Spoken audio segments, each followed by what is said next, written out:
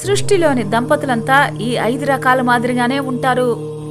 విష్ణుమూర్తి వక్షస్థలంలో లక్ష్మీదేవి ఉంటుంది. వక్షస్థలంలోని హృదయం ఆలోచనలకు మూలం. అక్కడే లక్ష్మీదేవి ఉంటుంది. అంటే ఏ భార్యాభర్తల హృదయం ఒక్కటై ఆలోచన కూడా ఆ ఇద్దరిది ఒకటై ఉంటుందో ఆ జంట లక్ష్మీనారాయణుల జంట.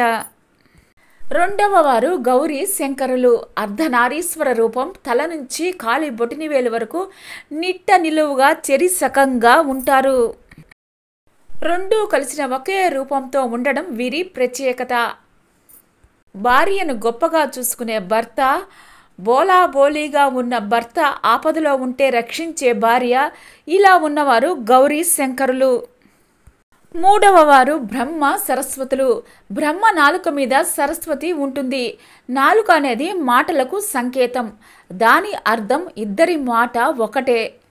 అంటే ఏ మాట మాట్లాడినా భార్య మాటే భర్త, భర్త మాటే భార్య.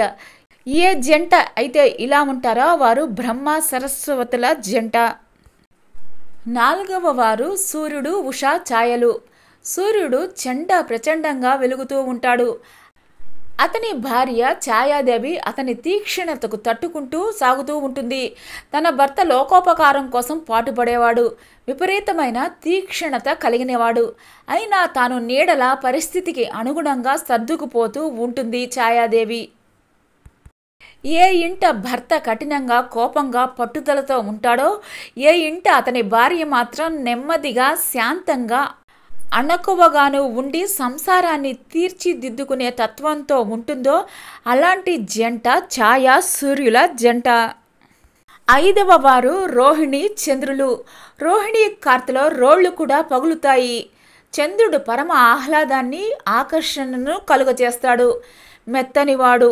ఏ జంట భర్త మెత్తగా ఉండి లోకానికంతటికీ ఆకర్షణీయుడై ఉంటాడో భార్య మాత్రం కఠినాతి కఠినంగానూ కోపంతోనూ పట్టుదలతోనూ ఉంటుందో ఆ జంట రోహిణి చంద్రుల జంట.